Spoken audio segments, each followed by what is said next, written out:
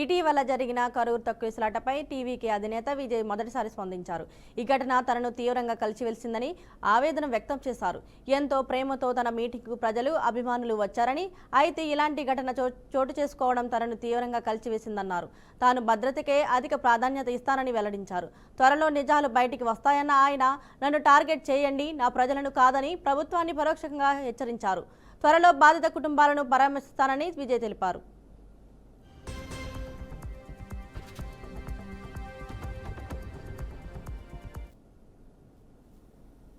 அனைவருக்கும் வணக்கம்.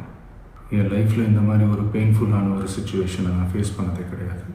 மனசு முழுக்க வலி மட்டும்தான்.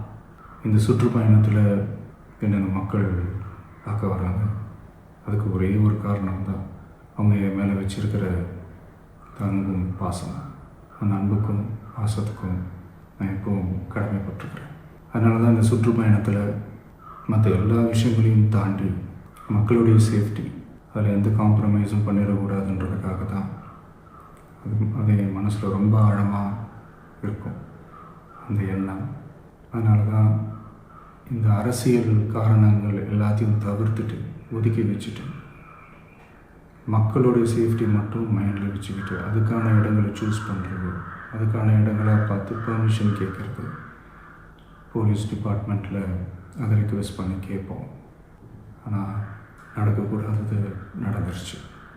ஆனால் மனுஷன் தானே, அந்த நேரத்தில் அத்தனை பேர் பாதிக்கப்பட்டு இருக்கும்போது எப்படி அந்த ஊரை விட்டுட்டு என்னால் கிளம்பி வர முடியும்?